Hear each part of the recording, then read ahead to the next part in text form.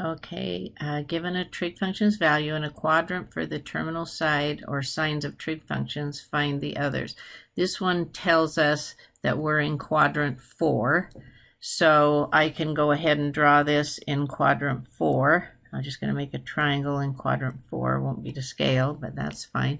Now, the other things they might give us could be something like 3 pi over 2 less than theta, or this is alpha, so alpha, which is less than 2 pi. And that's just another way of telling us we're in quadrant 4.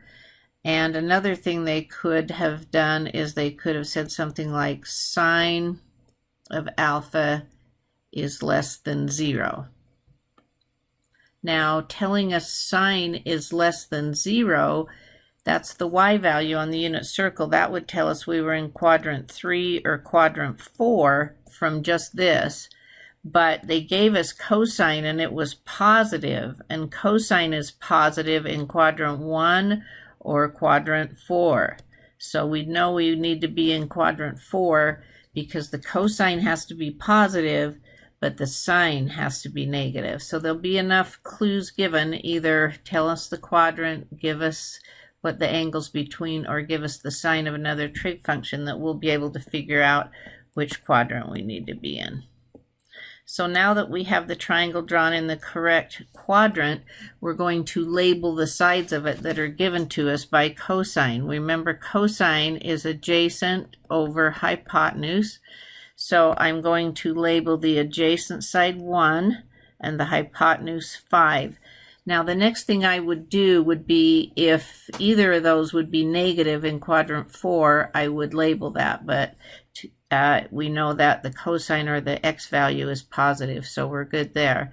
Now we're going to use the Pythagorean theorem. 1 squared plus b squared equals 5 squared. So I'm just doing a squared plus b squared equals c squared to find this missing side.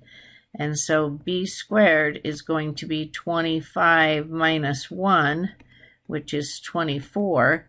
So b is going to be the square root of 24. And I always write them simplified if you can simplify. And what that means is if there's a perfect square in there, then we are going to break it down into the perfect square.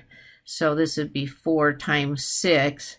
And 4 is a perfect square. We can square root it and bring it out in front. So this is 2 square roots of 6. However, because I'm in quadrant 4, I'm going to put a negative on that, because that way when I do the trig functions, I'll have the signs, the SIGNs, correct, because in quadrant 4, y values are negative. Okay, now we're supposed to find the sine. So sine of alpha is going to be opposite over hypotenuse. The opposite is negative 2 square roots of 6 over the hypotenuse is 5. So there's my answer.